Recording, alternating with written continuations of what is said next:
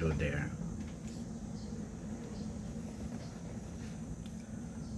Ayan na. How will I start? Mama died 12 years earlier than Papa. Okay, so, well, because they practically grew up in the province, they loved, loved superstitions, beliefs. Okay, so when she suffered from severe bleeding, okay, so that's when the time she actually wanted to be brought to the hospital. Okay, so there's a lot of, like, what you call this, figuring out about her illness, and yeah.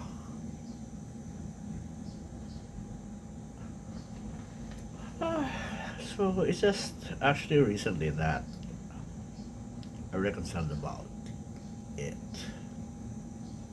Okay, so after hearing and listening to Gabor Mate, who's a medical doctor in Canada,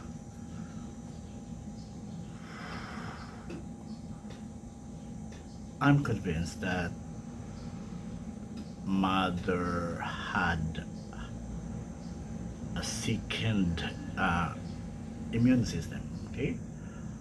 Because all throughout her life, she suppressed her healthy anger, okay? Every time Papa would get drunk, okay?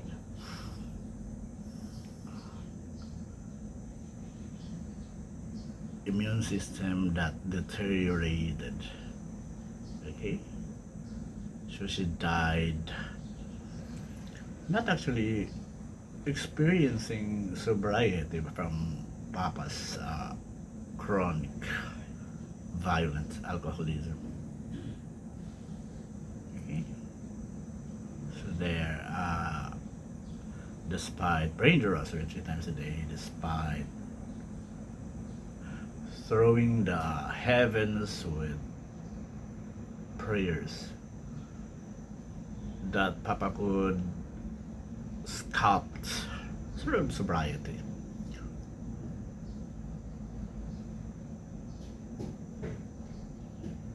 She was not granted her plea. God did not listen to her. So that made me angry of God at the same time. And because my mother was prayerful, I believe that one day God would hear her prayers. But until her death, she was not given that sobriety that she was asking for Papa. Woohoo! Well, at the start, I kind of loathed God, okay? But during that time that I suffered from severe depression for like a year, I would hear a Catholic formula prayer and a sound of an old typewriter all the time, almost every day for that 9 months that I suffered from depression that I did not understand. Okay, so it was like a prompt to reconcile to my God and to my Catholic faith. Okay, well, despite having that reality or holding dear the truth that mama did not experience sobriety from papa. Whew. So,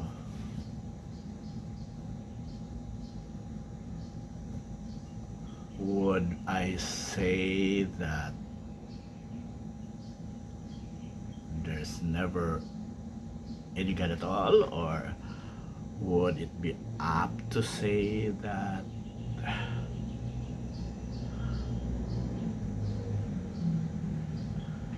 no individual, no matter how you love each other, can change maybe your spouse, your friend, your loved one, whatever. Change is profound, change is like, you know, it's never coerced. It's always like, you know, a decision to piece all together all those brokenheartedness and become better. Woohoo! So there, I had my bouts of recklessness also, and my brother. Okay? So the reason why I'm doing this is because I want myself, I want me to be better than my brother. I want myself to experience healing and my brother too before we leave this earth, this world.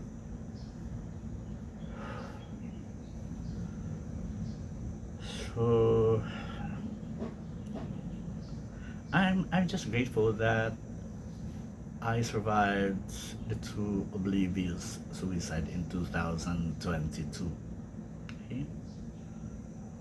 I never had a big problem all that. So had I known I'm bipolar, I would have, you know, made some scaffolding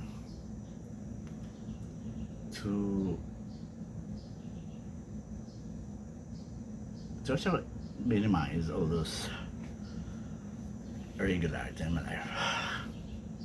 So the suicide actually got me to UPPGH, and there I was pronounced bipolar 2. Okay? But before that, in 2021, following the pandemic in 2022, I spoke to a psychiatrist online, and he told me that I am around ADHD bipolar. Okay? So it's a diagnosis like double. So I would know people, or yeah, I would know some behaviors of kids, and well, some people who have had ADHD because I did teach at Montessori Filipino Child Research Center Inc. to a mix of normal kids and kids with special needs like autism, ADHD, and ADD. Okay, so while I was having that consultation online, I was given a prescription. Okay, so it's Ritalin. It's said to be a cocaine derivative, and I would know about prescription because when I did teach, I would see my students pop or take their meds, Ritalin, so that uh, they could be concentrate. They could have that motivation to go to school and, you know, uh, work for the chores until they go home. So there. Okay, so With my disability as ADHD bipolar, or say bipolar 2, according to UPPGH, okay, my second psychiatrist, I had to study about it, okay, quite exhaustively. Okay? So all those behaviors that you know that were laid out for that disability and ADHD, I was kind of like, not really surprised, because all these things, all these behaviors were actually the activities that I did or have been doing. It's recklessness. It's like causing havoc to myself. It's like inviting danger. It's self-destructive. So there. So I finished business accountancy in 1995 at Los Alzamis, and the proximity of doing tax and business consulting on a daily basis, well, kind of like made me love my course already. Okay, so my friends just wanted me to try to take the CP board exams. So for old age, for like, it's a retirement goal. They wanted me to take the exams possibly May 2026. It's just recent, and I told them that please give me until when I'm 55. Well, I would know very well that when I was college, it was like, I was a big joke. I'm a jerk. Okay, although I was like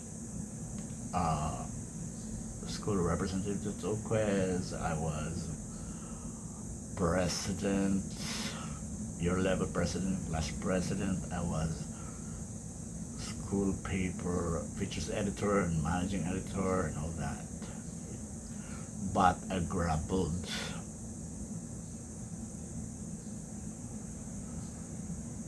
making, or I grappled passing the course and graduate. Okay? But luckily there were friends that helped. Okay?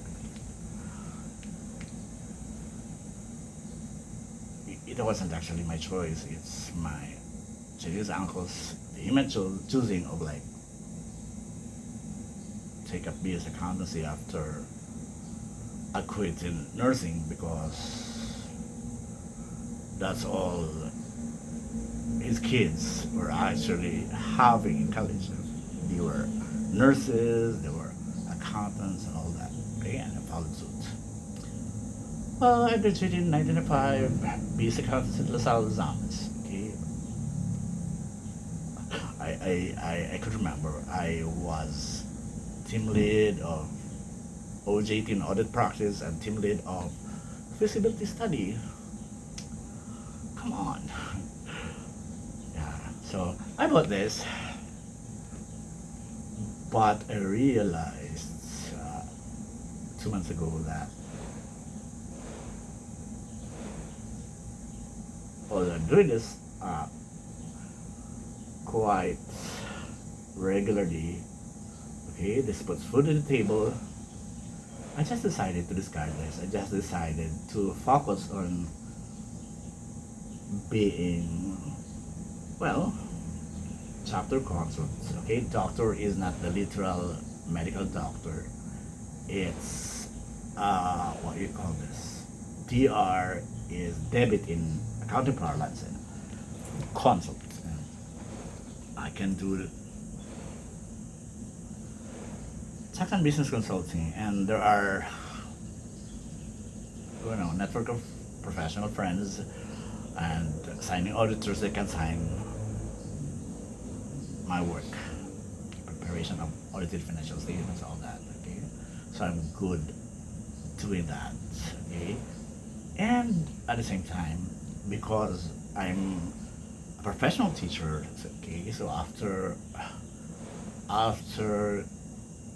my stint at Obi Montessori in Green Hills, I took the licensure exam for teachers. Okay, I actually studied 18 unit professional education that will qualify me to take the board exam, licensure exam. So I passed.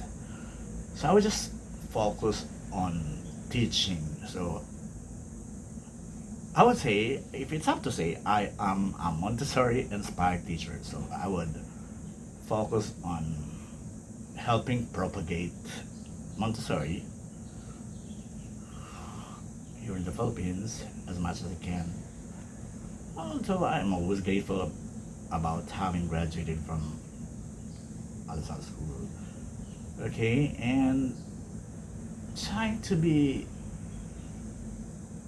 trying to do more films as far as I can, because my last film was hindi na, no, actually it's Sped Hearts of Shara Soto and Danica Soto, and I did a teaser shoot of Hindi Nagkukubli ang Buwan sa Gabing Matalam. Joan is not the style and Star Night. Okay, so it's been quite a while. I never actually did try having another one. Okay, so there I would be, well, with this perspective, and you know, I kind of like clarify my renewed optimism. Okay, this trajectory will have me practice tax and business consulting under Dr. Consult by Felbert Pigo, and Nevertheless Montessori by Felbert Pigo, and Oasis of Talents and Vulnerabilities by Felbert Pigo. Okay, why is that so? Because I am registered as a freelancer as Felbert Pigo, and I'm doing kind of, you know, a lot of things, and I realize it's not a paradox. I realize these are actually my strengths, and just God made me go there with the help of other people. Okay. So there, haba na intro. Okay, so I'm a teacher, so, and because I'm not techie, and well, I can use anything that, you know, can help me do and share my kind of a thing. Okay, so I made use of this as like a photo album. Okay, so there. Okay.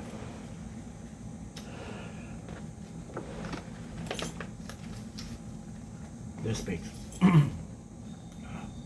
I hope you can see that. So it's my brother, usually. Okay, and artwork gifted by Jennifer Bonda of Artist Welfare. Okay, two birds happily, you know,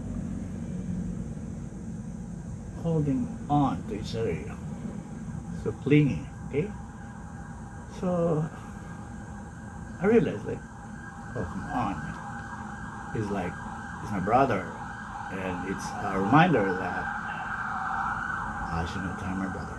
Okay, I'm a proud LGBT. Okay, and I'm kicking parenting. Okay, and I'm done with all this fucking sexual relationships. Okay, so there. So this pics was taken about 2 or 3 months ago, okay? When my brother actually did work in somewhere in there in I think near Baguio. Okay. So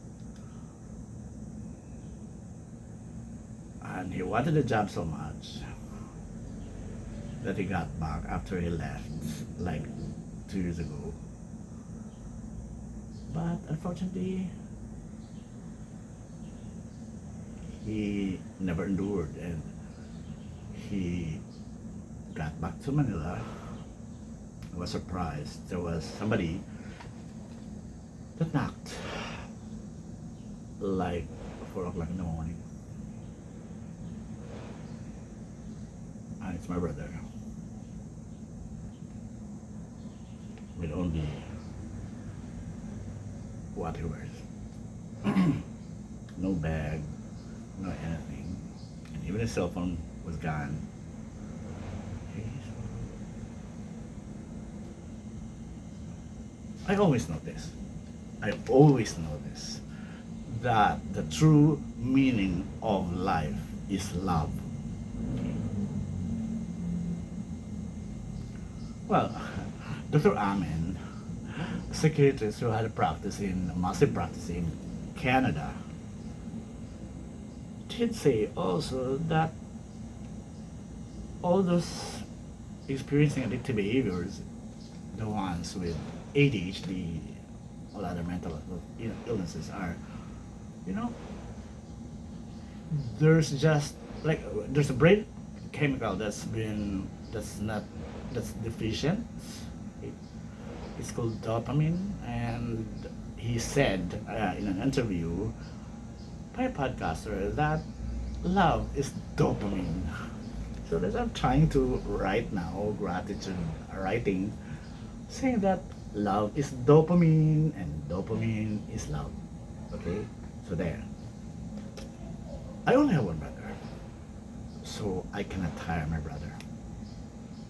Okay. A couple of days ago, he kind of like asked permission from me to get back to work to my tax client in Nevesia, and he told me he would be assigned in the plant in Nevesia. I was happy, although I was reluctant at first, or isn't because I could not forgive him if he would dwindle again, and but he did again.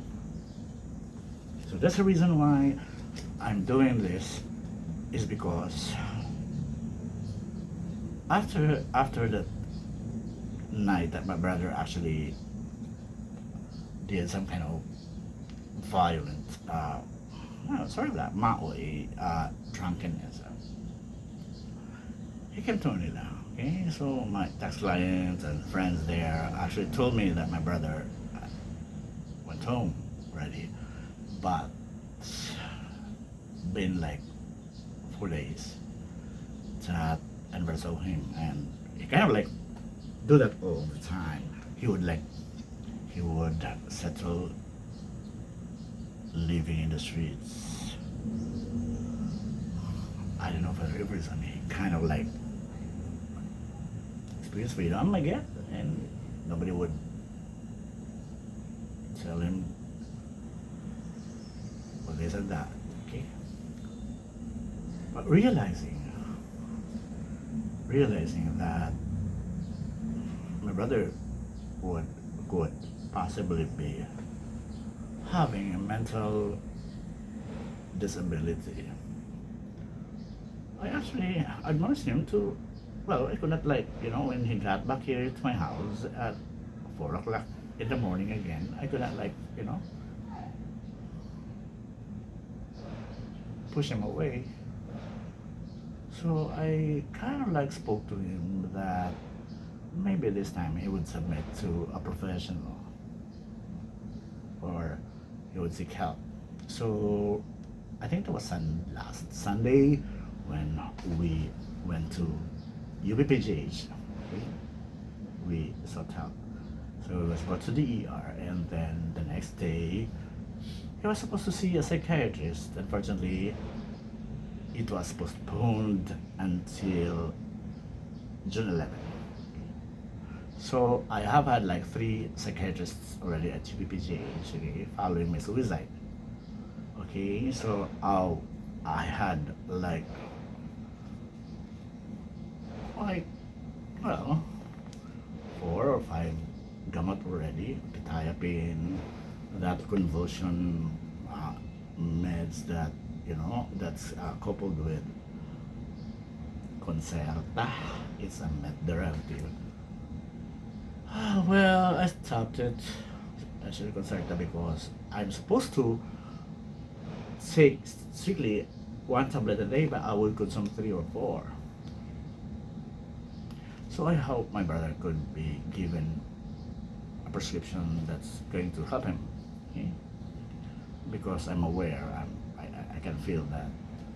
Because we grew up from the same household and a very chaotic household indeed. He probably would have the same disability. Although our timeline is like 10 years difference. Okay, because we're the only two. There.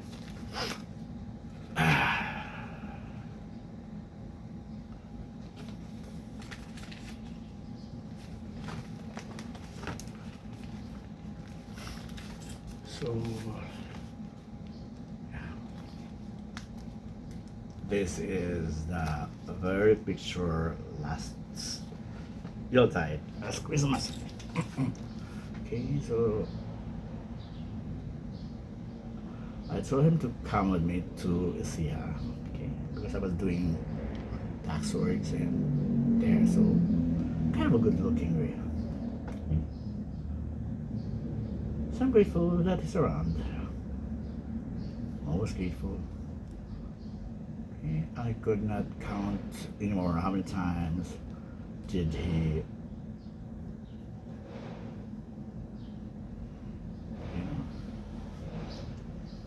did he do well, I would call it, it's like oblivion, he couldn't control himself with alcohol from when he was 16 until 42. So there, I realized I only have one brother and love is given. Okay? My brother is technically single because he's not actually married by the mother of his daughter Bea. And I'm forever single at the same time, so I don't know. I hope he's going to a psychiatrist could help him. Okay, I hope he would appreciate all the meds that he will be given, and I told him that he could try a year or 2. Okay? Because probably, like myself, we are dopamine deficient. Okay, I would as we go on, I can tell you what happened to us in our childhood. Okay. So by the way, this is a family picture. Okay, my mother. Okay, my brother Jandy, myself, and Doc Ilong, and my father. Okay. So look at my father. He's so mabait. Pag hindi lasing. Actually, sabi nga ni Gabor Mate, our addictive behaviors are not us. Okay? They just show up. Okay? And once you're aware about it, that's when the time you can actually reckon survival and trying to help yourself. Okay? So there. Next picture is a photo album.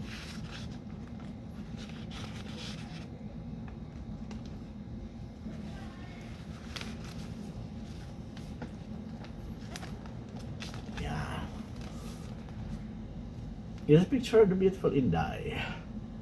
Okay. Like what I said, I'm a proud LGBT. I had girlfriends in the past. Sorry. I love men. And until now, I guess I haven't moved on from that love. Well, because I'm king of parenting, I have my kids with me. Okay? So there. I hope that I could find a nog so that he would fuck me all the time. Okay? So this is me. I never wanted to be a female. I never desired to be one. Okay? It's alright that I'm so gay and have a penis and two colliding balls, That's right with me. Okay? So I kind of like defy pigeonholing, I'm comfortable wearing that. Okay? I'm wearing like this. So I probably could not work in a setup where there's a school uniform, there's like an office uniform. So I'm good. I'm doing this. I hope my brother can help me as soon as he recovers, because there's a lot to do yet. So there. Next picture, please.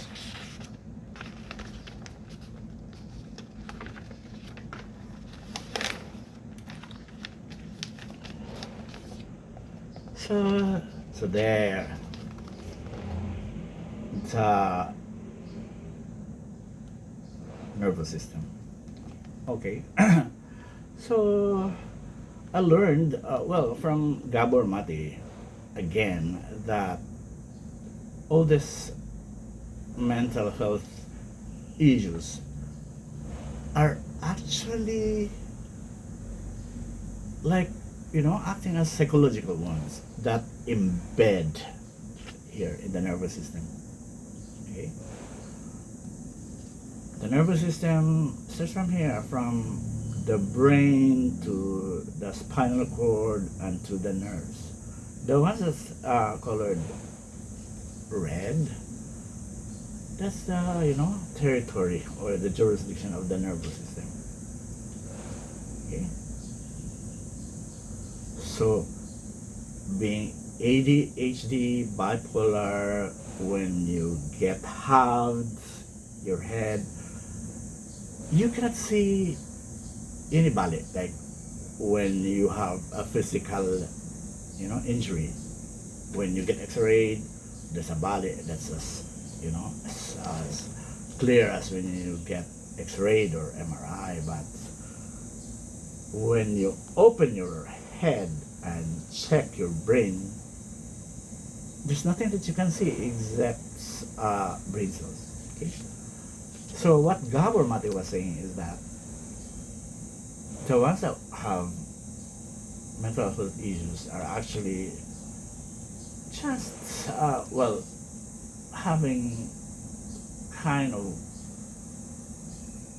a material or a massive amount of a massive deficiency of dopamine, brain chemical. Yeah. So according to the psychiatrists of Selena Gomez and Justin Bieber and Miley Cyrus, that love is dopamine. Dopamine being the brain chemical that I am deficient of, and probably my brother. So I would just keep loving, Well, aside from that, you have to do physical exercise, commune to nature and all that. Well, I haven't done that as much yet. Okay. Like 15 years ago, I stopped it until my high school classmate actually died of tramadol vial that was injected to him because he suffered from what's called a wound that doesn't heal. It's like, yeah. So he died of it because of that vial that of a tramadol, and for whatever reason, for 10 years, because I was a medical representative after college graduation and I had TDL, okay? So I realized that tramadol was a strong painkiller, okay? So it's actually the one that's being, prescribed to mothers when they give birth, okay? Tramadol hydrochloride. So for 10 years, I took that med without any prescription because you could actually buy it without any prescription. Okay, and because I was a medical representative, I would literally, buy a box, a dozen, whatever, and I would have a stock of it in my house. Yeah, for 10 years, I was popping tramadol hydrochloride. So it's there, okay? It embeds in the nervous system, and anytime it can show up. And when it shows up, you are overwhelmed with limbo and, slayed to oblivion that you don't know. Okay? When you're not aware. Okay? I'm doing this because I want to create awareness. I want to help my brother. I hope my brother can listen to this. And I want to help a family back home because they don't know about this. Okay?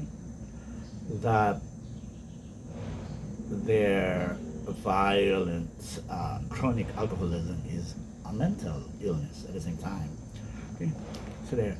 And at the same time, I can help other people, when they have the chance to listen to this. And of course, my kids and common kids, they can actually, listen to this, and maybe if they don't understand about what I'm talking about, they can ask me anytime.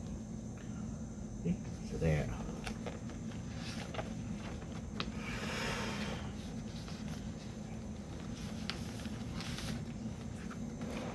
So I have to have sort of credibility.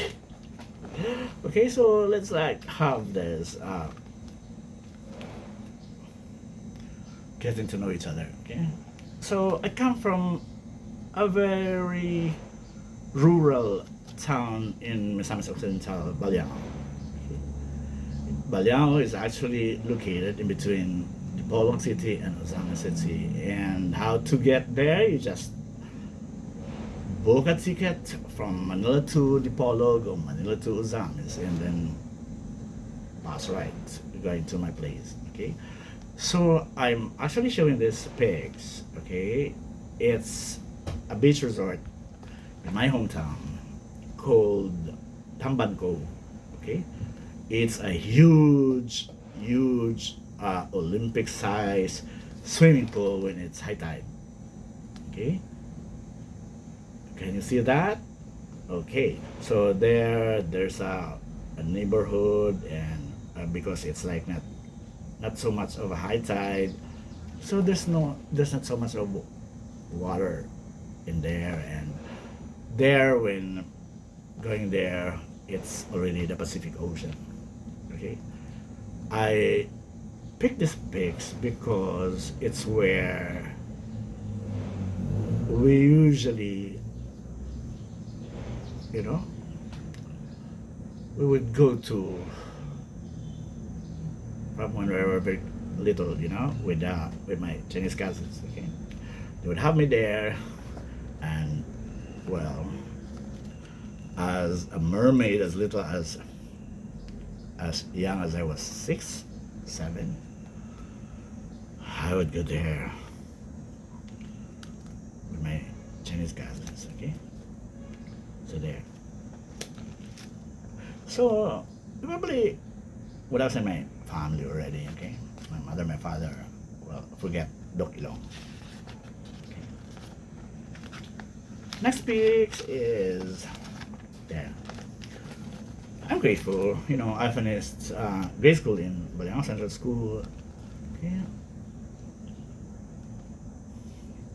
Uh, I know there's quite a number that actually knew that was I'm a battered child, but there's that gumamil mist that could conceal all my bruises. Okay, so in academics, I was surprised that I was like, always in the top 10, and I landed second from grade 1 to grade 4.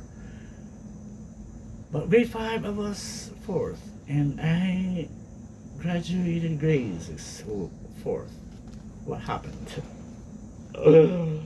Well, I was hurt because I brought honors to the school, winning the math Olympiad. That's okay. Okay. Next picture. Here. It's a private Catholic high school in my hometown, Balyang. It's Mount Carmel High School, okay, where I finished class valedictorian. I'm as proud, as saying that I was a class valedictorian. But to be honest,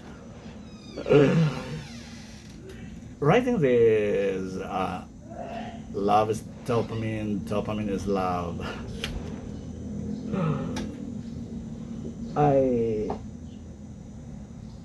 I made like I carpe diem as early as first year high school that I would graduate class valedictorian because of the academic doom that I experienced, because I could be up to like third maybe, that's alright with me, but no, I was fourth and it hurt. And true enough, I finished high school top of the class. I was the Supreme Student Council president. I was winner of oratorical contest, extemporaneous speech, and Supreme Student Council president. I was S2 of the CET, and I was president of Our Lady of Mount Carmel Parish Youth Ministry. Okay, so this Catholic high school, I'm forever indebted because it's where I kind of like, nurtured my gift of gab, the ability to talk and write at the same time, without my classmates actually knowing that I had bruises, that I had bruises. Every time I would, I would stand up against my violent father when drunk. So, yeah. Next picture is this.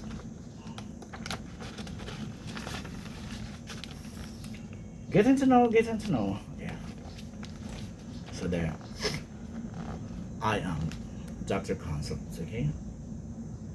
Now what I said, doctor is DR, so it's not medical doctor. Okay? I'm not a full doctor. Yeah, it's a DR. It means, in accounting parlance, assets of the company, resources. Okay. So I hope I could have all the resources that I needed to support my kids and my nephews and nieces and family and friends. Okay. So there, I'm doing all these things. Okay. I thought that doing all these things made me, lose myself, because you cannot do all these things at the same time. Okay, so today, a little later, I will discuss where I finished college and all that. But I'm doing tax and business consulting. I'm doing SPED and academics tutoring. I do filmmaking 101 and other art engagements like workshops. Okay, facilitating a workshop acting on instinct workshop. Okay, so there. there. So I have Nevertheless Montessori.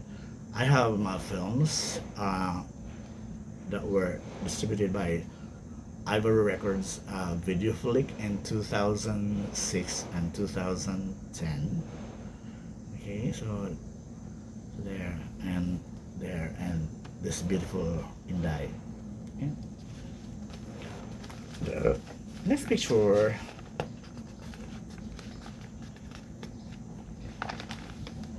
being being an ADHD bipolar or bipolar 2, well, as UPPH did pronouncements, okay? I am alungkot inday, okay? So you see that. So as bipolar, I am depressed every day, so I'm sad every day, okay? So there. I don't know, I miss you die, I don't know where are you now, okay? So I am that one, okay? So next picture.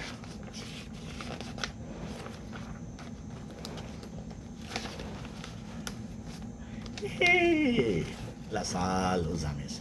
Okay, I was a nursing student in my freshman year. Okay, oh my uncle's choosing. Okay, because he wanted me to be a nurse. Okay, but when I left nursing, it was easy transition to actually go to a LaSalle school for my accountancy.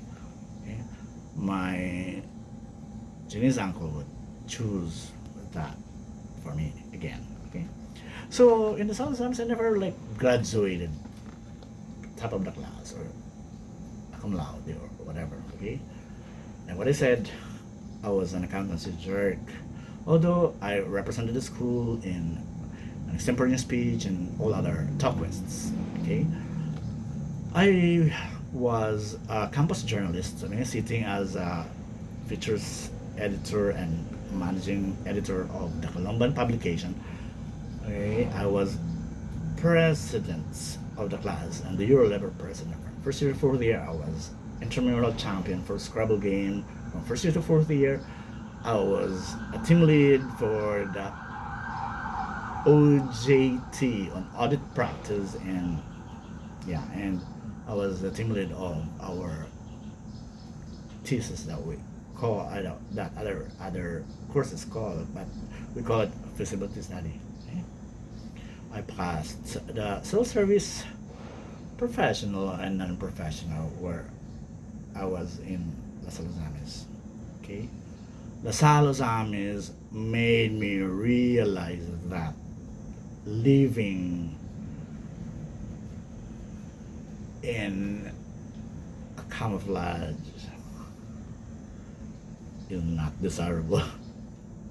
Oh my god. Okay. Well, I have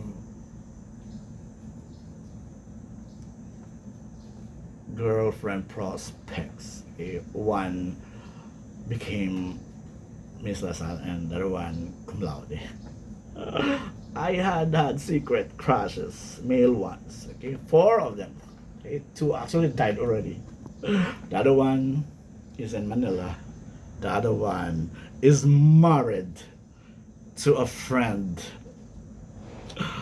who is from Baliana also. Amor. Yeah. Hi, Paul. I love you. Charot. There. So Lasal it's kind of like, help me become who I am, I guess, because I would represent the school for Talk West, and they actually made me features editor of the school paper. So nurturing as early as high school, and then in college, I don't know, my batch and my classmates in high school and college were not actually surprised myself becoming a filmmaker, a writer director, because that's the one actually the one that I used to do back then. Next picture. Sorry that you can see all this problem in accountancy. I wouldn't do that anymore. So there. Next up is Obi Montessori, okay, in Green Hills, okay. So after working as a medical representative in Cagayan de Oro for like 2 years, okay, I work with Macondre, okay. It's like a Lorenzo ownership. We were like working as as trying to do sales combat against the giant Zooey League. Okay, so it's a Lorenzo company, and being assigned in Cagayan de Oro, where the famous Del Monte Philippines is located. You know, some tumblings away because it's in Bukidnon, in yeah, and we're confident that we are protected and we could fly soar heights, okay, because it's where we were assigned, okay. But after 2 years, for whatever reason, I had to go back to Cubao, and there in Cubao, my cousin Laya Nanette is my high school classmate. Also, did tell me to try to apply as a math teacher in Obimansar because I think when their company shut down, Pocket Bill, well, some of them actually tried to apply as teachers, but unluckily, well, for whatever reason, no one was accepted. So he tried to convince me to try because this would be the measure if I'm really, as competent as the others, as bright as the others. Okay, so I did apply. It was June of 1997, and when you applied in big school, you should apply as early as December, okay? Because classes will start in June. Okay, so there I was accepted as internal auditor. But later on, after 2 years, I was picked to replace an internal audit manager. An internal audit manager who migrated to the US. It was a surprise, okay, that I was picked. Well, there were lots that are highly qualified than I am. Well, without a CPA license and an MBA, okay, a master's degree. Okay, these are the requisites for you to be able to teach in college. But this beautiful woman, Professor Sullivan, made it happen to me. I'm grateful. Okay? Yeah. So when I replaced my manager who had a CPA license and an MBA from the Ateneo, I was kind of like, could I do this? Yeah, and yeah, with all the, I don't know where did they dug that confidence that I could make it. Well, I was teaching cost control and inventory management for the food tech students. Okay, I was actually by then 3 year auditor of Restaurante La Dolce Fontana.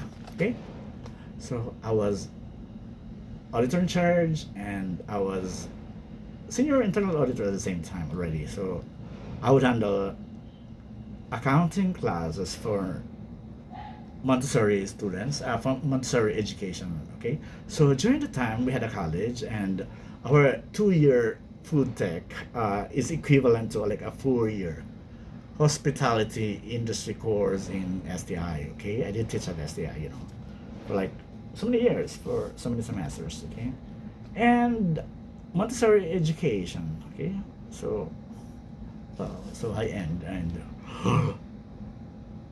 the tuition fee is exorbitant. And the teacher is teacher Felbert. Hi, Michelle. So there. Uh, I have to name drop her because you know what?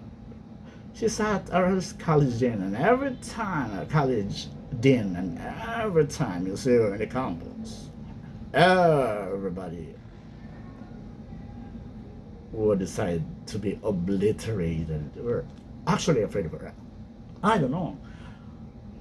Well, for the 5 years that I stayed there, I couldn't anymore count how many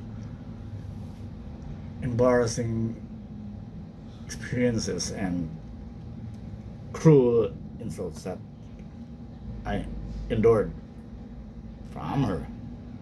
But I could feel that she was not power tripping, for like the others and the ones in show business. So that's alright with me because she wanted us to be rightly empowered, so that when we got out from our school, we could be we could take care of ourselves. And you know what? Even before teaching in college as a replacement of that internal audit manager, I did attend to a 6 month Montessori training. Okay, we were taught about Montessori education, the fun facts of Maria Montessori, okay, and what Montessori is all about. Okay, so there. Hey mom, I miss you. So there. That's why it's called Obi Montessori. Okay, Maria, because it's trying to uphold and implement, follow the discovery of Maria Montessori and some of her methods. Okay. Well, I have to introduce my grandmother. She looks like Lola Beding. Okay. Maria Montessori was a medical doctor. Okay. I think she's like branded as like medical doctor in psychiatry because her exposure to children was initially with the mentally challenged, okay, where she made them take, national tests and everybody passed. So she observed vehemently and profoundly the behaviors of the children, okay? So there, for the 6 months that we had that Montessori training, we devoured, her life onwards. Okay, so I would learn that she's also stubborn.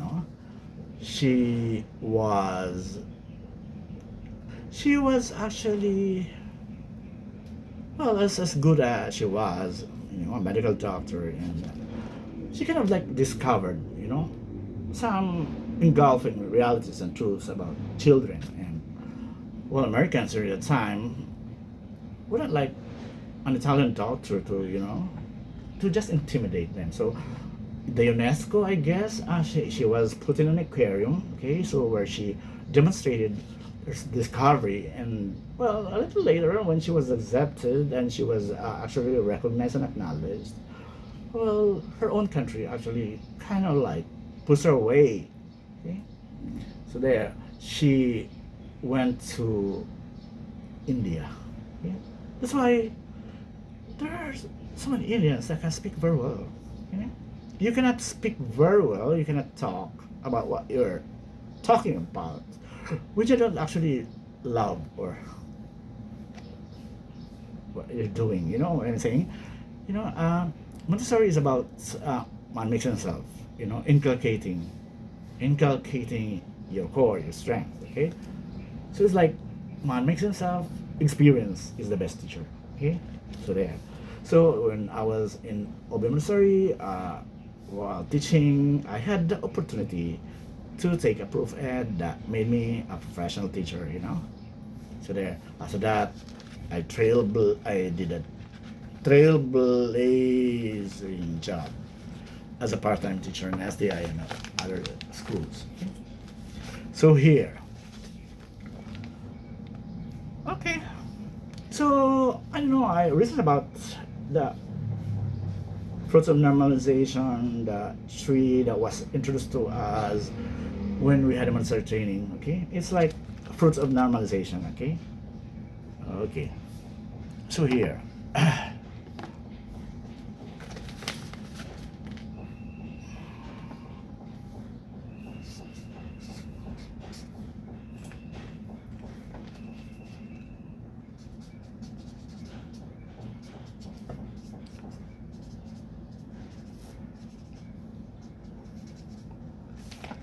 So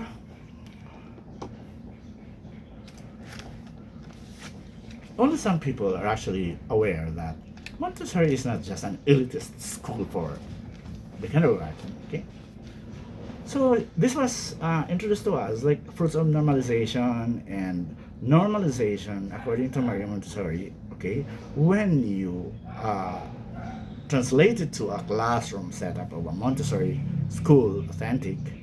Okay, kids or Montessori children would actually force doing practical life activities and all other activities that of their liking, and once they do that, they kind of like have deep deep focus and concentration.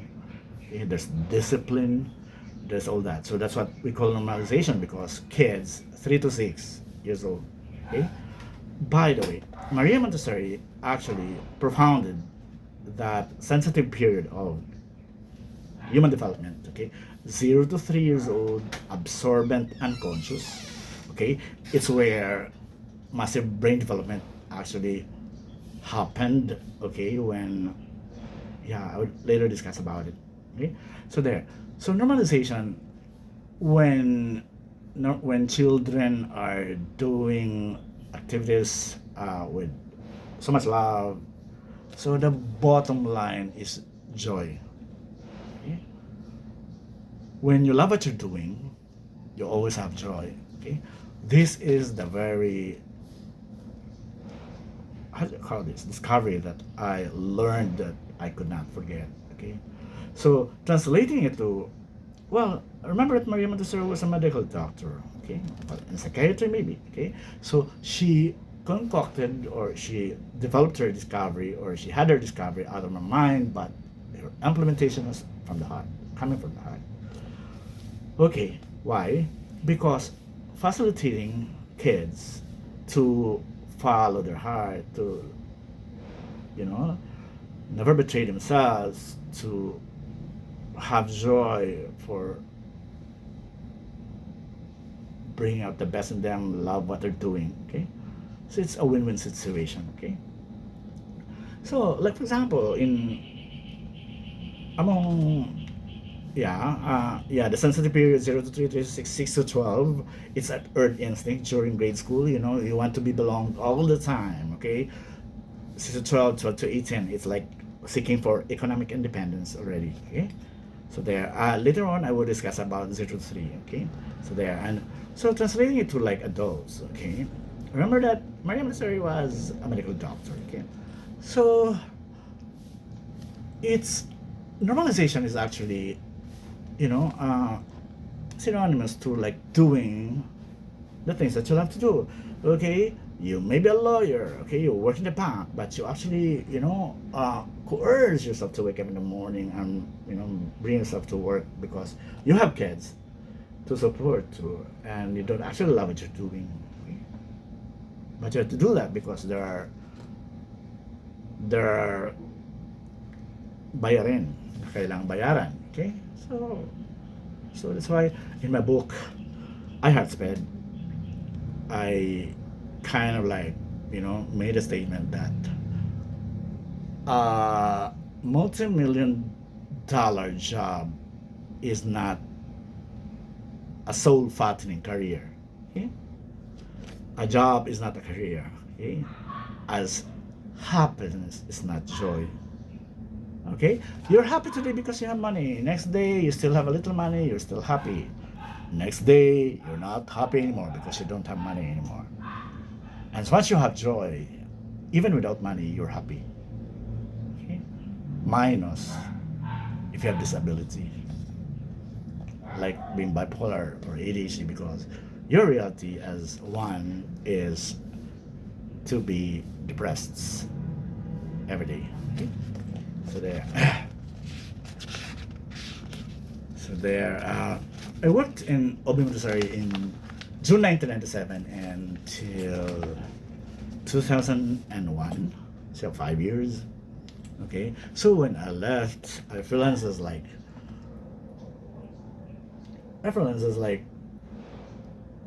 you know, retainer or accountant for individuals and professionals and corporate accounts, okay? The external auditor of Obi Ministry for 10 years, the then Julita Tamaya, when I left, told me to kind of like work with her, okay? So I did, okay? So I worked in part-time basis, okay, being an audit supervisor. And because she came from SGV, she had a lot of like surplus works, and we were provided all those things, and we could somehow do, we could somehow do like you know, because of her, we became forensic accountants at the same time. Okay, so there, she was a trailblazer. She was top of the class and all that. Okay, so when I freelanced in 2001 or two, so I became a staple in independent films as production accountants until I met this guy. Okay, Lavrente Indico Diaz or Love Diaz to the world. Okay, so I was actually referred to him by my friends in the production to see him, okay, to work on him as his accountant initially. And then a little later after that, and because he could speak the dialect, we kind of like clicked, and well, we would hang out together, and he would tell me, Felbert, I think you could become a filmmaker. Okay, I was surprised, you know. I didn't know that you can be a filmmaker without actually going to a film school. But having been part of his production in Melancholia as like casting associates and production accountants, I would know how he would do that film thing, and I'm in awe of what he does. Yeah, he's doing. So there, I was surprised of him trying to tell me all that, but my friends would tell me that never to talk to, listen to Laudias, and never become a firefly. But Laudias was kind of, you know, persistent, and he told me to try to write a script. Okay, I would tell him about this love affair that I would call 144 times and never answered, and he would laugh so loud, you know, kind of like funny, and he told me to try to write about it. Okay, and that was my first film, and doing it big gave me joy. Okay? Doing it big made me so happy, and yeah, it's actually joy because I love what I'm doing. Okay, when we actually use Montessori in the kind of like figuring it out, so it's like joy. Okay, so I did it big, and my mentor, my friend Love Diaz, actually appeared in a film. He was like, you know, a guitarist in folk house and sings. He's a multi-faceted artist. Yeah. So Love Diaz actually won best film, or yeah, and later best director in best film in Melancholia, where I was part of. So for such a while, I've been friends with him, and Laudias is kind of like a senior now, so he kind of like rests a little, and I think right now he lives in the Quezon province. I don't know. So there.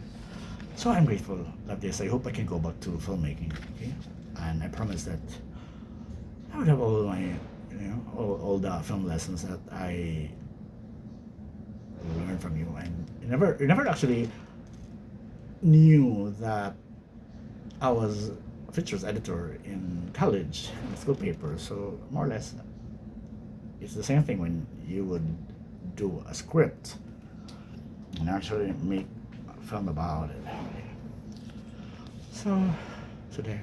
So as a base accountancy graduate doing tax and business consulting, and a teacher and a filmmaker and a little actor. My friend Arnel, Roberto Himpisao, okay, who died already, told me you're not a little actor. You're actually a big actor, as big as Papa P, because you became a team. You became a lead in a film, no matter how small the film was. But it was the film that made that Kristen Dew was like a filmmaker. Kristen, thank you. Thank you, love this. I yet have to see you. Okay. So there, and love this made me so flamboyant. Okay, love this made me a bona fide gay guy. Okay? And every time we see each other, there's never a chance or an opportunity that he wouldn't laugh about me and my sex capades. Okay? So there, because of him, I made panata to myself never to have a girlfriend anymore. So there, so there, my brother again. Yeah. So there, my brother is set to visit his psychiatrist on June 11. I hope he would be given the right brain medicine he needed. Okay. So I hope he could appreciate that and he would take the meds like for 1 year or 2 or 3, I don't know. And I hope he would do some scaffolding also, because we're really vulnerable, you know. We're a train wreck. We're like self-destructive, and even myself until now, I kind of like, you know, try to engage in some works that would scaffold me, you know, because I'm vulnerable, not really gullible, you know. How can a beautiful, intellectual, bipolar person that I am can become, or could become, gullible with all his mind? Okay? So there. Next picture. So there. I picked this picture of a drunk guy, you know, in the streets, in the side street. Probably my brother is in the same trajectory or in the same capacity when he's drunk, because for so many times he would go home without a cell phone anymore. 2 weeks he would lose it and I'll buy again. It's a love of a brother, you know. I realize I couldn't time my brother. This is the only one that I got, you know. So I hope my brother, after seeing his psychiatrist and get medicated, he could actually afford a little recovery, you know. Yeah, and as much as I try to do some scaffolding for myself, I hope he could do that as well, okay? Because there's still so much to do in life, you know. And he still has his daughter, and I have my kids and nieces and nephews and family and friends at the same time. Yeah. So there. Next picture is again my family. For whatever reason, because we were so impoverished, you know, poor. I don't know when we left, and my brother did not have any picture of us together. Okay?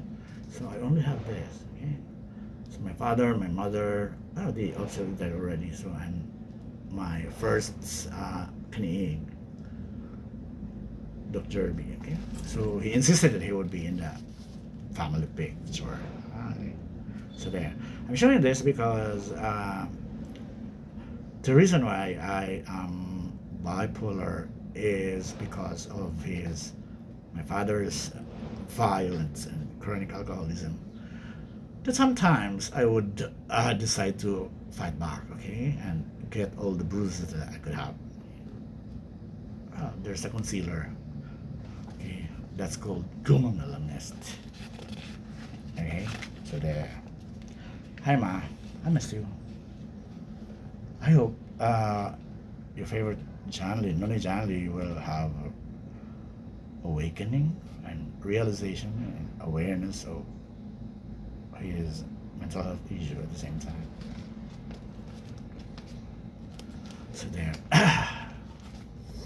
Very sad, very sad, very sad. Because my first psychiatrist from De La Salle University actually told me or made a clinical diagnosis even without laboratory tests because my talking in my so pronounced that I couldn't contain it. Okay, but because he told me because I'm bright, no one could figure it out. Like I have kind of a handicap or a disability. So he told me that I am ADHD bipolar. Okay, so here the one in the orange is bipolar disorder. So always on the go and easily distracted. Okay, like being bipolar, I cannot endure massive maintain desk works. Okay, I would do make all the dancing and all that. I have two laptops because while I work, I have to have progressive music playing, or sometimes there's an intermission of a podcast. Okay, and ADHD, attention deficit hyperactivity disorder, talking a lot. From the first time when I was at school, I'd be talking a lot, you know. So I had ADHD because I'm bright. No one figured it out, and because I was so poor, no one actually brought me to a psychiatrist. Okay, so there I'm frequently interpreting others. Okay, so I would do that all the time. Okay? So there I have that too. Okay, two geniuses. They're actually, they actually embed in my nervous system, and when they show up, I'm sculpting poignancy in life. A catastrophe, that's a ready reference, every time they shows up. So they embed in the nervous system, okay? When you cannot take care of it, okay, you would experience a massive nervous breakdown. Okay, that actually happened to me. Okay, after my suicide, actually before my suicide, and actually that prompted my suicide. Okay, after that, I never recovered. That's why I was brought to Cebu City for a therapy. Okay, so my brother, I'm nag-alala na talaga ako kasi every time he would get around, he would be in the streets, and I know, well, he's not suicidal anyway. He's been experiencing sort of a massive breakdown, and I just don't want him to experience, trying to kill himself. So that's why I'm reaching out and I'm trying to help him. Okay? Because it's a brother's love, I cannot harm my brother because he's the only one, of course. And I realize that the true meaning of life is, love. Yeah. Love is dopamine. Dopamine is love. So it's all about it. Okay. I hope he can reconcile also with his daughter and all other friends. Actually, believably, all my nephews and nieces from the Paglinaons and the Ghost, they actually love my brother so much. More than they love me. Okay?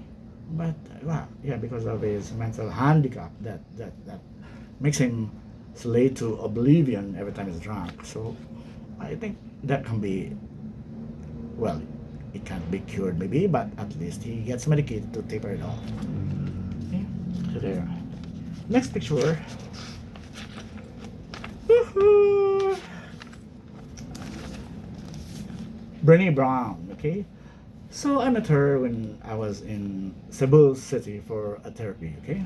So when I was facilitated to be in Cebu for a therapy, I lived in a PNP dorm in Talisay, okay? My niece, okay, because I'm descent cousin of his mom. He was police officer, so he would tell me to try to attend. I realize it's like Alcoholics Anonymous template, and I've been having that here in Manila. So I kind of like decided to stay in the dorm. Okay, I just actually attended one session, and for the rest of the days I was there, I just literally, I was like in the dorm, okay, and without access to anything except a YouTube that's selective. I chanced upon her, Brené Brown, okay, in a TED talk. Okay, she's the one who actually made it uh, reverberated all over the world that vulnerability is not weakness. Okay, it's strength. Okay, because I'm very vulnerable. I am a human volcano and I'm hungry. Okay, but I love so dearly at the same time. I'm passionate. I'm all that. So I cannot actually fake my feelings, my emotions. I cannot betray myself. Okay, I always follow my heart. And I thought even growing up and even I'm working already that my vulnerability is weakness, but it's not. Okay, so thank you, Bernie Brown. So from then on, I never attended a therapy session already. Okay, until that Odette typhoon actually devastated the whole Cebu. That actually my friend, CEO friend Leslie de Kiwag, actually got me from the dorm to stay in the hotel because their house was also ravaged by the typhoon. And yeah, and we stayed in the hotel for like 2 weeks. And I decided to go back to Cubao on December 25. Well, my friend Leia, actually, because I visited my Chinese uncle, Tio Ose, actually told me, Pongga, dito ka na lang, dito ka na magkakatira sa Cebu and help me ako because, you know, kayong mga bakla, walang kinabukasan, okay? So there, and Leia actually like retorted, no, Tio, he could not leave Cubao. He's actually having an affair with Cubao. Cubao, bakit mahal kita? Cubao, mahal kita used to have, yeah, we did pre-production already about it, and it's there's a finished script of Cubao. Bakit mahal kita? It's Cubao, my greatest love affair. I hope I could do that. Yeah, I hope somebody could give me like a million or two to rap Cubao, bakit mahal kita. Okay. My lolo, Gabor Mate. Gabor Mate is a medical doctor. Okay, he practiced family, you know, yeah. He was a family doctor in Canada. Okay, he actually was like, yeah, he was given by his mom to a stranger when there's a war in their country, and well, they get to Canada, and then he decided to take up medicine. Yeah, actually before that he was like an English teacher, okay, and then decided to pursue medicine. Okay, in Canada, well, he's a famous, very prolific writer, Dr. Rico. He writes in the project in Canada. Okay, he first started to work as family doctor. Okay, so in a community where massive drug use and was evident, and he practiced as a family physician and then an addiction doctor and palliative care. Okay, the ones that handle patients that are dying already. Okay, so there, I have to talk about mental health or ADHD because despite his prestige and a very famous doctor in Canada and was a very successful medical doctor, he experienced severe kind of like depression, you know, which is okay. So that's why he tried to write a book about it. Okay, at 50, he tried to kill himself. Okay, so he could not understand himself because he wasn't drugging anyway. He didn't like his addictive behavior was just like, you know, buying classical CDs, you know, that piled up in his house. Okay, and that addictive behavior actually made him or actually caused her divorce with his first wife. And yeah, later lucky that he remarried to an artist, okay, that understands him. So there, when he had that severe depression at 40 and 50 trying to kill himself, he kind of like studied himself. It's like lived experience. That's why he came up with so many books on ADHD, and right now at like 79 years old or 80, okay, uh, he's been so trailblazing in so many platforms, podcasts, and never discriminate podcasts wherever in the world. Okay, and there were so many awakenings and like uh, realization that an addictive behavior can actually kill one person or a human being. Okay, so he's actually the one that made me wake up to, to this truth that uh, massive brain development actually happened in ages 0 to 3 years old. Okay, which coincided actually, okay, which actually coincided with the discovery of Maria Montessori, okay, uh, on sensitive period, saying that it's ages 0 to 3 that kids are so absorbent, okay, with absorbent mind, but unconscious, okay. They cannot actually, you know, figure it out what a particular something is about, okay, until they reach 3 to 6 years old, when with the absorbent minds they become conscious already, okay. So massive brain development happened in 0 to 3 years old, okay. So that's what he's saying, and he's also saying that the ones with ADHD and all other mental health issues is actually a brain chemical that's deficient. It's not like there's a cyst or something or a valley of your brain, no, okay. And is the one that is actually kind of like, you know, trying to tell the truth about trauma, okay. Childhood trauma is causing all this addictive behaviors, and yeah, he he told everybody, okay, as wherever he is invited, that okay, the trauma or the addictive behaviors are actually psychological wounds that embed in the nervous system. Okay, nervous system. If you don't take care of your nervous system from the brain to the spinal cord to the nerves, you know what?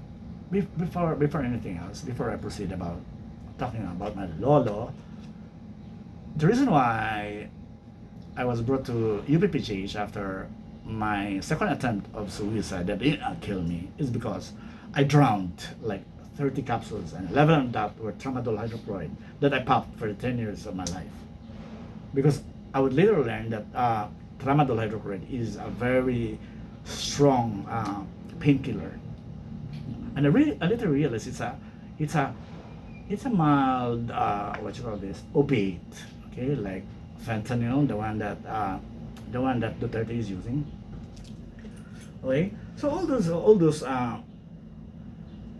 meth and cocaine. That's why Ritalin is a cocaine derivative, and Concerta is a meth derivative. I've taken all of that. Okay, so given all how many prescriptions that I had already, so I decided to stop it because I almost died of quetiapine, and my brother could vouch that. Okay, so there, so yeah, and a regular psychiatrist, okay, and I'm the therapist for that matter, could not discuss lengthily or exhaustively about a trauma to be, causing all this mental health issues, and they could not actually accept or discuss lengthily or quite massively about childhood trauma or mental health issues to have embedded in the nervous system. Okay, that because there are psychological wounds. Okay, and when they show up, there's chaos.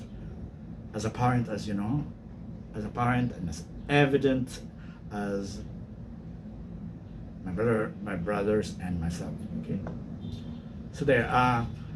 So that's why, for whatever reason, there's like a society that defies his his analysis of all of this. Okay, because he would tell his audience in various podcasts that there's no single or any particular topic about trauma when in the course of the years that he was taking up medicine, and all medical doctors in the world despise that and is not afraid. Okay, so until now he's like 80 years old. How he recovered from his addictive behavior and his depression and his suicidal tendencies, he kind of like exerted so much effort physically and other things that he was able to give up his impulsive buying of classical CDs and all that. And it's okay at 13 years old. I hope that even before I turn 55, that I could make it just like him. And my brother too. Okay, so there. So remember that government is the one that actually did substantive research about massive childhood development that's happening in ages between 0 to 3. Okay, so I would the next picks actually is about let us see what's in here. Okay, so I can discuss it more profoundly. Okay, so remember this face. Okay, I think he's 80 years old already. Okay, so Gabor Mate is actually not a psychiatrist, but he was made to actually evaluate Prince Harry, okay, of in Canada, the husband of Meghan, and his diagnoses were like almost accurate. Right? So, and it's a prolific doctor until now. Okay, so there. So massive brain development 0 to 3, and that coincided my lawless discovery, Maria Montessori. Okay, saying that 0 to 3, it's ages where absorbing minds and unconscious minds are developing. Okay, so 0 to 3 to 6, 6 to 12, 12 to 18, sensitivity periods of human development. Okay, so there, my grandmother.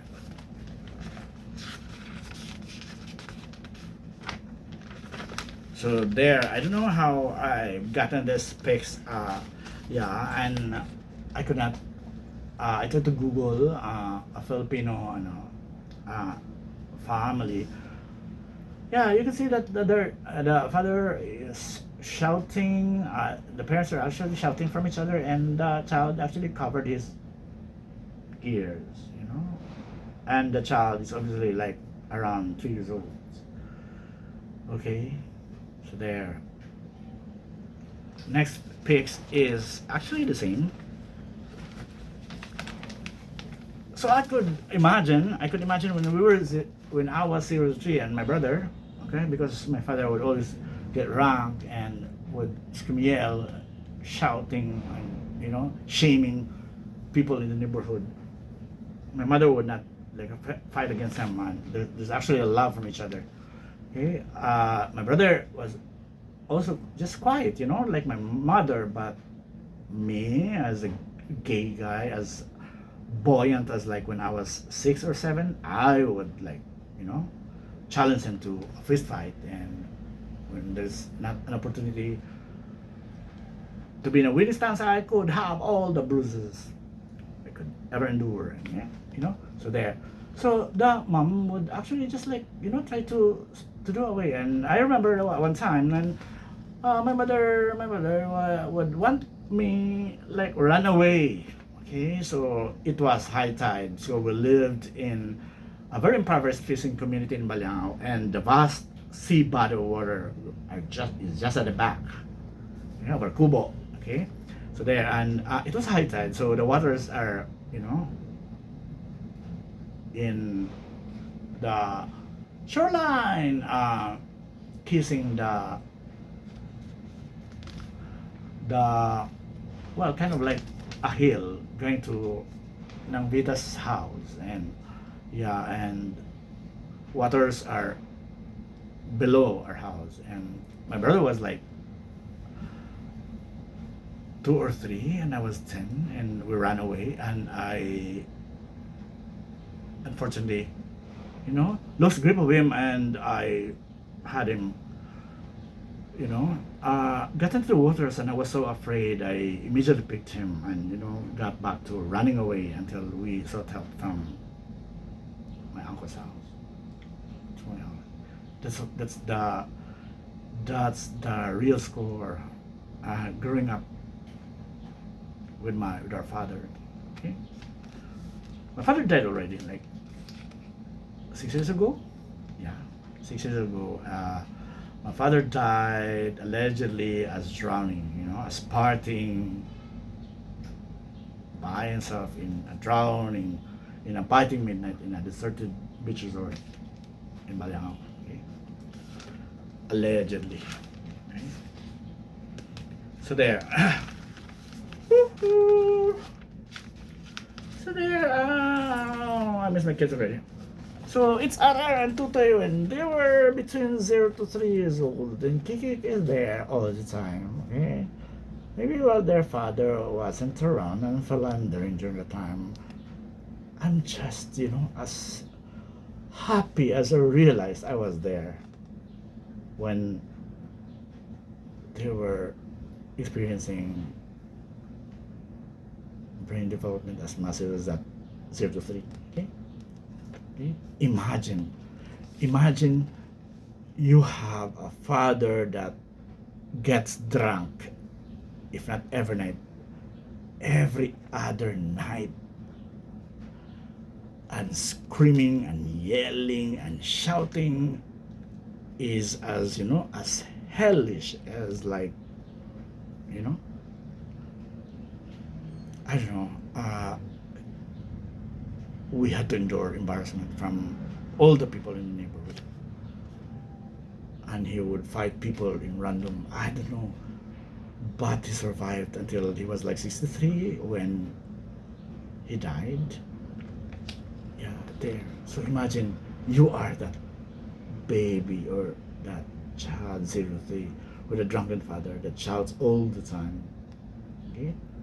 All your dopamine are gone, and you have to replenish them as fast as you could so that you wouldn't be experiencing ADHD and all other mental health issues.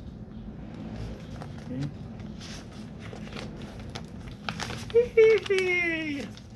Yeah, introduce him, Dr. Amen. Okay, I don't know his first name. I forget his first name, but it's a psychiatrist, a practitioner in Canada, having a roster of very famous patients. Okay, Justin Bieber, Miley Cyrus, Selena Gomez, and all others. Okay, so he's the one that's actually telling everybody. Okay, just recently I just picked it like from a podcast that he said that love is dopamine. Okay, so in the same way that dopamine is love. Okay, that's why if you see my Facebook, all my posts are actually trying to have gratitude writing. Okay, saying that love is dopamine, dopamine is love. Trying to thank everybody that helped him become who I am today. Okay, so there, Dr. Amen.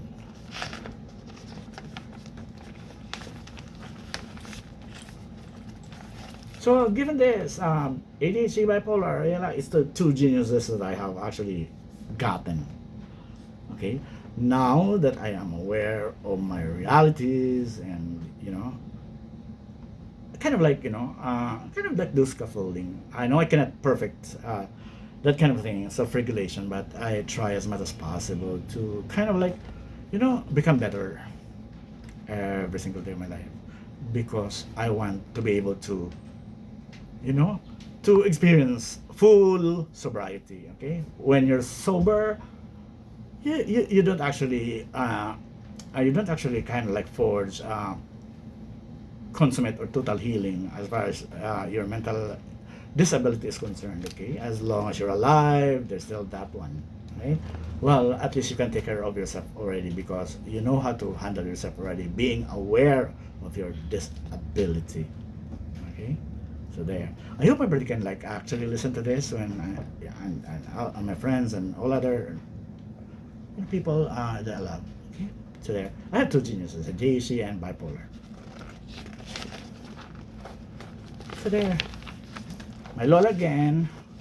Okay, okay. Having had a depression like 15 years ago, like for 9 months, I never lost grip of her.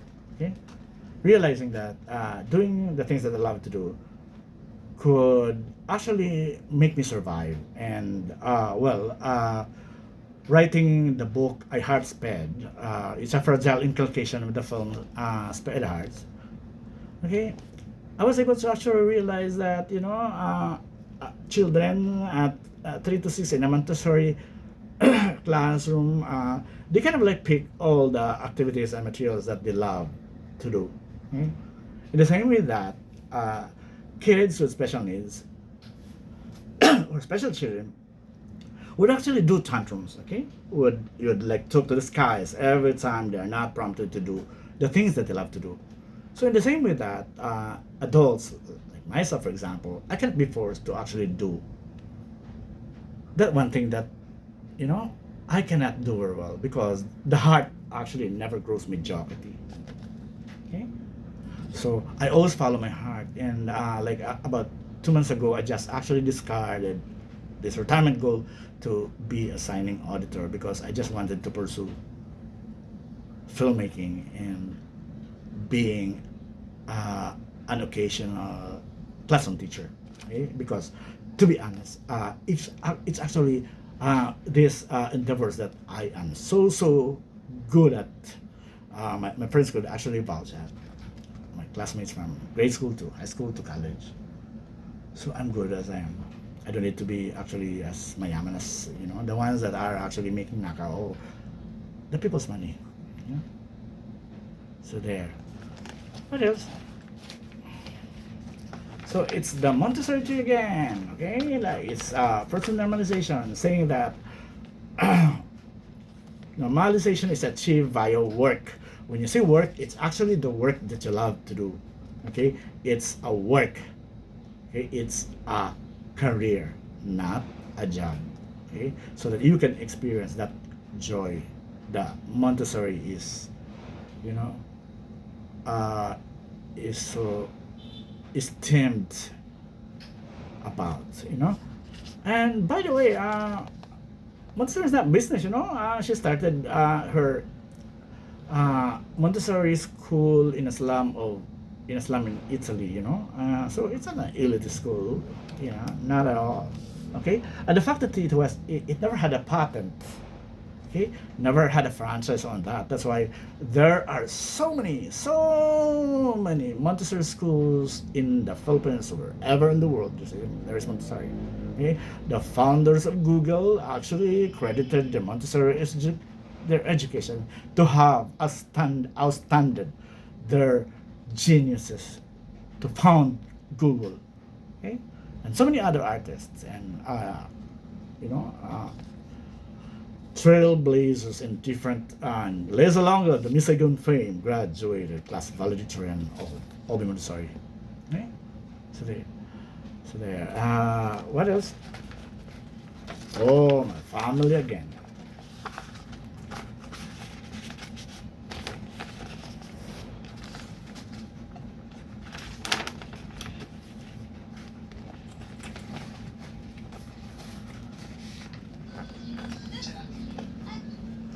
Yeah. So I did tell you earlier that my mother died 12 years earlier than father, and with all this awareness that I gathered, all these lessons that I gathered from government and all other podcasters and medical psychiatrists, that mother could have died of uh, a deteriorating second immune system. Okay, she died of it. Okay, I'm sure of that. Okay, listening to government. And father, who allegedly was seen partying by himself in a biting midnight in a deserted beach resort in our hometown Balyao.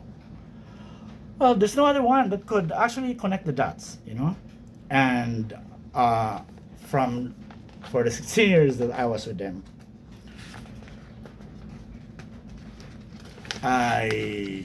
even when we lived in that fishing community where the sea by the water is at the back, I never saw my father actually plunge, not even once. Okay, my father could actually know how to swim. That's why even with a family of because he used to be a family driver of prominent families in Baliano, I didn't see my father do swim in the beach because he just loved to kind of like drink. So I would say this.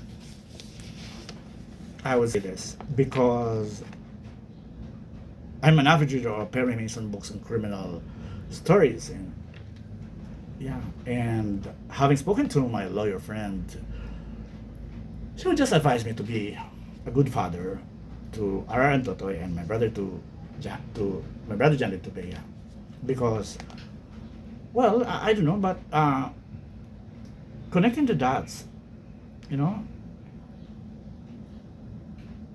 I could say that my father was murdered because when you saw somebody actually drowning by himself, okay, your impulse was to seek help, shout. Even in the biting midnight, you could actually scream, shout, you know, trying to seek help because there's this somebody that's dying already. And between the time that my father was ushered to the house, I don't know, but I could